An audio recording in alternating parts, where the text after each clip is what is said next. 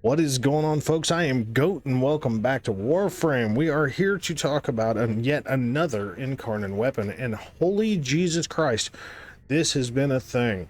Getting my hands on this son of a bitch, because I think I can speak for most people that unless you are just a hardcore throwing knife player, game player, throwing knives in this game, except for something like the Spire Prime, are very, very weak weapons. They can be fun, but that doesn't make fun good. Now, with that being said, I don't want to take away from anybody who likes throwing knives because, again, they're fun. They can be built pretty decently. But something like the Despair, I mean, it was just kind of crappy stats, like really, just not a very good weapon. And then its Incarnon Genesis comes around, and I gotta tell you, this has made me like these throwing knives. Okay, so I do want to point out that I think it's Evolution 2. I'm almost positive it's Evolution 2. You get a big bump in damage, I want to say, if you're wielding the Dread, the Despair, and the Hate. Now, considering we've seen how the Dread works and we see how the Hate works, this is actually, like, I first questioned why in the fuck this was on there, but now knowing how they all function independently of each other, it's a very serviceable thought process if you don't mind running a bow and arrow, throwing knives, and a scythe. If it's not your playstyle, then this would be the direction I would go. Increase damage by, plus 50, plus 40% direct damage per status type affecting the target. Now, the hiccup is that these are very low statted weapons, so, I mean, yes, at least it's not saying, direct status effect, just status types that are affecting a target. So basically, they just need to have status that's hitting them, so it's fine. It's easy to do. So just basically more percentage direct, 40% increase of direct damage per status type. So if you hit them with multiple types, you get multiple stacks, bing bang boom, you're just hitting them with that much more damage. Reload speed. Personally, I did this because reload speed also directly affects the Incarnon transition in itself. It's because the game treats that as though it's reloading. So increased reload speed it's not like it's just like whoosh, but it does actually increase the reload speed just a little bit for the Incarnon transition. And then finally, I mean, give me crit or give me death, and death is not an option. So yeah, increased critical chance by plus 18%, increased critical damage multiplier by 0.4 times. Now, here's the stupid thing. I mastery foddered the shit out of this thing like 2 years ago because I hated these fucking things. Now, little did I know at the time that when I got these weapons, I had not yet done the second dream. So when I foddered them out off of the base Stalker. Now, the base Stalker drop table is entirely and dramatically better than the Shadow Stalker that you run into after the second dream. And what I mean is that the Shadow Stalker has like a 37.4 drop rate to get the Dread, and then every other weapon that comes from the Shadow Stalker has a 2.77% drop chance. Now, that may or may not seem terrible, except for the fact that when you have a mark for death, which is basically you do any assassination in this game except for like Zealot Prelate and Captain Vor by himself on Mercury, if I remember correctly. I believe those are the only two. Maybe the Ropa, or like the Ropa Lolist. Like, you don't get a mark for death for doing the Ropa Lolist assassination, because it's really more like doing an Eidolon form anyway, so loosely. but basically any assassination within reason in the game gets you a mark for death by the Shadow Stalker or the Stalker. The hiccup is that if you're running as a solo player and you aren't running, or you're running with other players that are not marked for death by the Stalker as well, there is a 1.5% drop chance, or 1.5% spawn chance for the Shadow Stalker to even show up in a fucking mission to begin with.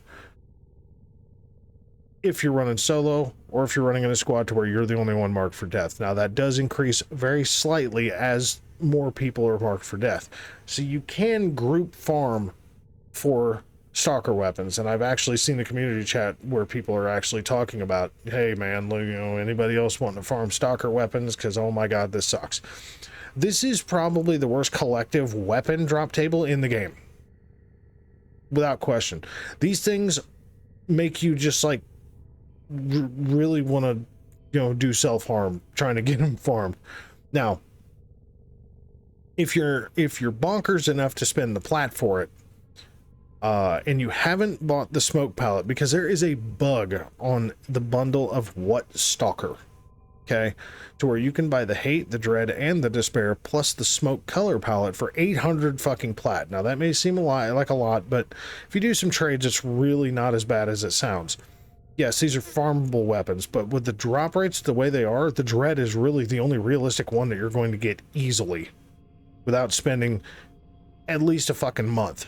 Now there's going to be plenty of people. Hell, Joe's got three or four extra despair blueprints, and I don't know if he's ever gotten the war sword, to where I've had the war sword like 12 times, you know, so it's just really different for each and every player. But overall, the stalker farm is probably the worst weapon farm in the fucking game. It is just terrible unless you want the dread. If you want the dread, you're going to have blueprints for that thing falling out of your ass. Okay, I counted up by the time I got these damn things in my possession, this despair in my possession, I had collected 42 fucking dread blueprints, and when I didn't get a weapon, I got a mod instead.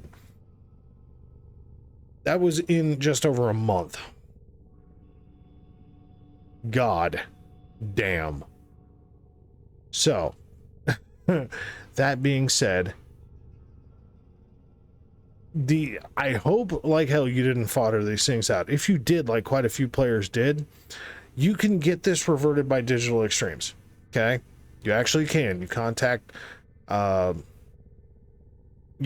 support under Arsenal and Blueprints, if I remember correctly, or Foundry and Arsenal, or Foundry and Blueprints, or whatever it is. And if you've just bought the smoke color palette, because this is the bug, if you buy the smoke color palette for Fashion Frame, it negates your ability to buy the what stalker bundle. So for some reason there's a bug in their system that is actually keeping people from spending money on their game. I would find that to be kind of counterproductive for a capitalist, you know, game, you know, because that's their way of making money, is people using plat, which is the actual monetary, you know, currency in the game. So I happen to make that statement to them of, why is this locked if somebody, you know, goes through and just buys a color palette? Because what's the one thing we all see in dev streams and in the prime times and from a lot of content creators? We see two things. We see gameplay and we see fashion framing. Lots in fashion framing. I mean, hell, the running joke in this game is fashion frame is end game. And so if somebody sees the smoke color palette of this cool black, gray, white, you know, kind of mixed really deep colors and really bright, vibrant colors, you buy that palette, you automatically lock yourself out of getting any of these weapons. So just take that into account. If you have bought the smoke color palette and you are sick and tired of the despair farm or the hate farm, just contact DE support. They will refund you the plat that you spent for the smoke color palette, and then you can turn around, drop 800 plat, and just get what the fuck you need. Because I have seen people talk about in the forums about how they are mastering 28, 29, and they still haven't gotten the despair, they haven't gotten the hate, or they haven't gotten the war sword. I mean, it's that bad out there. It really is. It's terrible. So just putting that little PSA out there. Now, the build for this weapon, I did get a Riven, and stupid enough, I got a Riven before I got the weapon farmed, so I didn't roll it. So this was a roll post evolutions. So this is where I'm at right now. I went for mostly base damage. Now, could I make this fully base damage? Abso-fucking-lutely I can. I could stick one more form on here, make it a 5-form build, and stick base damage on there. But for a 30% cold increase and dropping the status chance off even more, it just doesn't feel good, okay? It doesn't feel like that 30% is really going to do that much for me. So the Riven is critical damage, critical chance, and a mag capacity, basically meaning I have more of these little throwing knives to chuck at people to make them go bing, bang, boom. So obviously the stats are the stats. 151.1% critical chance, and this is again just the upfront side.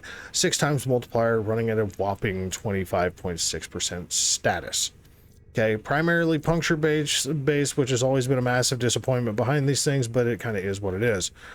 Now, the Incarnon side, you get 20 charges, and these are basically a throwing knife with like a slight timer delay explosion. But yeah, so you get 20 charges, and you kind of have to time out your attacks, because these things, no matter if you hit an enemy or not, will blow the fuck up and kill stuff. It's good times. They're also self-staggering, so do take that into account. You chuck the damn thing at your feet, you can knock yourself on your ass if you don't have prime sure-footed or frame like Nezure or Atlas or Rhino or you know, Calervo, something like that. But yeah, with the Riven, 213.4 critical chance, 10.2 multiplier, it's pretty punchy. It's a good time. Now, in place of this Riven, what would I put on there? I honestly, I don't know. I specifically just ran Auger Pact on there. I mean, you could go so far, because like it doesn't show anything about the radial attack of the explosion. Again, it's one of those little secret nuggets of information, kind of like the Akin front. It's there, but they don't want to tell you. So without having proper information to really say, hey, the AoE is such and such size, it's kind of hard to tell you what the fuck to put on here. Like, should you put something like, you know, what, Prime Fulmination, I think it is? I mean, could you? Yeah, but do we know really what it's going to do? Not really. So is wasting a Matter Eye Forma for a 16-point mod really in the cards for you? I don't know, man.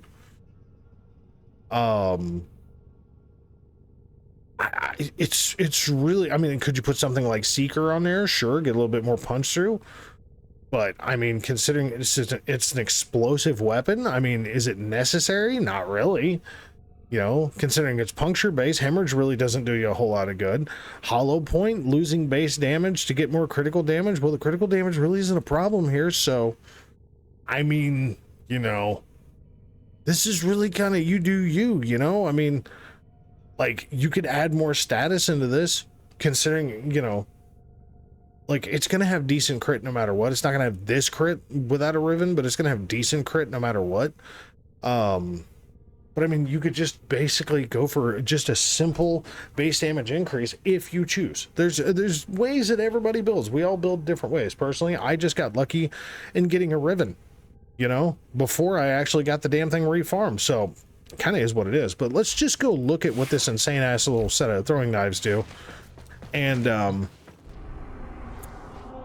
yeah, we'll just watch the mayhem ensue, because this is something.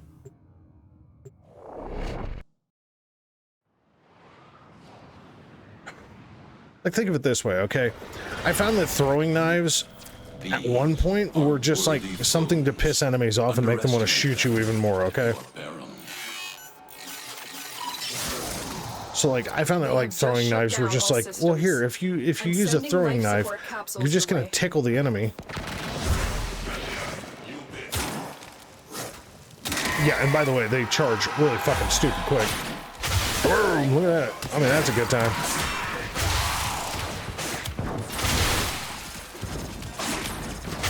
It's like a 2-second delay. See? As soon as you hit, as soon as they make contact, one. Well, come on. And by the way, I do need to mention, sometimes, and I don't know why this is, I think it has something to do with headshots. Again, we don't have this information. But sometimes there's like a secondary explosion. Just randomly, for no fucking reason whatsoever, there's just a secondary explosion somewhere nearby where the damn thing went off. So, I think there's, and I don't know this, don't hold me to it, this is not the gospel of this weapon, but I think there's a possibility that this thing has an extra attribute, or maybe it's just, you know, some sort of strange audio or visual bug, or both. But I don't know what exactly this thing does, but it causes boom booms, okay? And obviously, not the most OP thing out there. Okay, let's go for a headshot. See, sometimes it's there. Boom.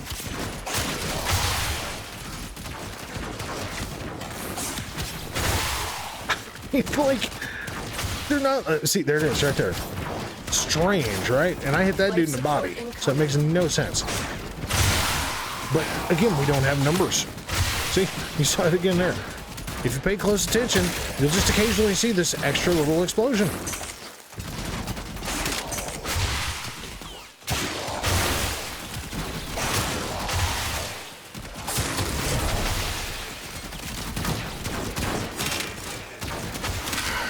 Look at this, 2 times on trash mobs. Good night.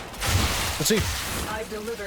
Oh, maybe, hold on. Maybe it's like if you don't hit a person, because it's still blowing up. You hit the ground. Maybe. If I hit near people. Sorry, I'm just wanting to test this because, like, I don't... Oh, I hit that guy in the ankle. He apparently didn't need his left foot.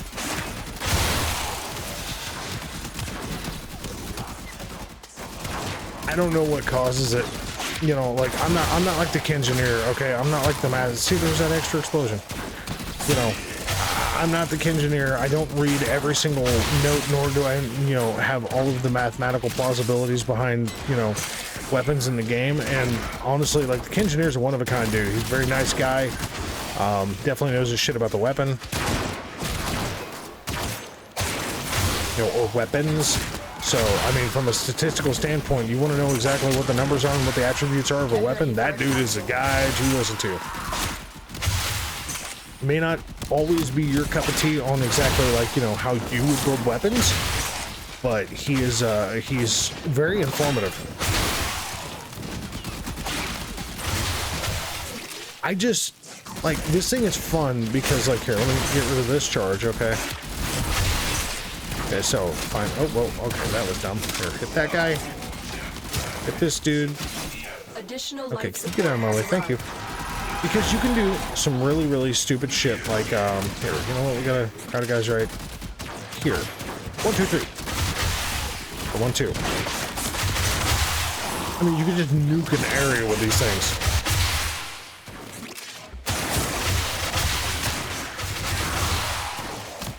This is where I've been having fun, okay? It's not the fact of me just sitting here single throw knife, look at the flash. No, I'm over here just like, hey bro, I'm gonna light you on fire.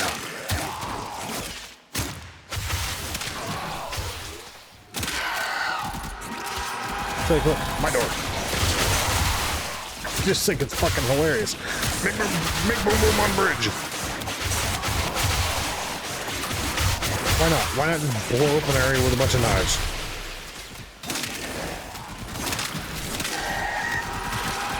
I just like how quickly they charge up. I just randomly threw one knife over there and nothing. Skadoosh.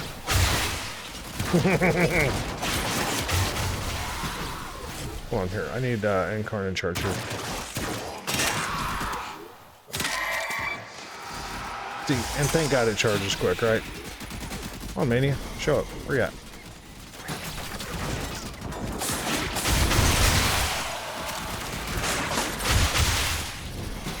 I mean, just completely fucking around, and I just annihilated Mania with the Despair.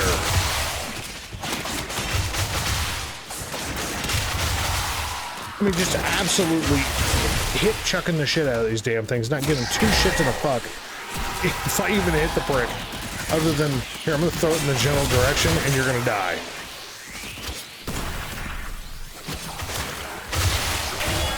Now the funny thing is that Eximus are actually harder to kill with all of these Incarnon weapons because Overguard is a thing, okay?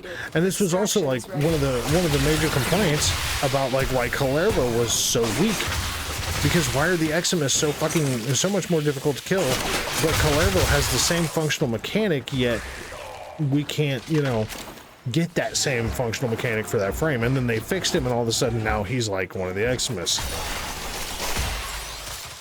So, is the Despair worth the farm? That's the posing question. To completely fuck around and just chuck knives in the general vicinity of an acolyte and literally kill the bastard with 4 throwing knives and the ensuing insanity of the explosion, I'm gonna have to go with yes. If you're having problems farming it and it's because you know, you bought the smoke pallet and you're so sick of trying to farm it that you're actually willing to spend the 800 plat to get, you know, maybe you don't have the hate and you don't have the despair, and you just bought, you know, and you do have the dread, obviously, because if you don't, I don't know what the hell's going on in life with you. And all you did was buy the smoke pallet, and you're just sick and tired of the fucking farm. It might be worth it to you. I don't know, man. So to me, yeah, this thing is a nightmare to farm from the Shadow Stalkers. So hopefully you didn't fodder it out. If you did, God be with you in your venture. But holy crap, they are a lot of fun. They are a lot of fun because you can just randomly just hip fire and just do completely inaccurate gameplay and just kill the hell out of stuff. So it's a good time. I mean, it's just a good time. So folks, I want to thank you very much for watching. As always, we'll catch you in the next one. All right.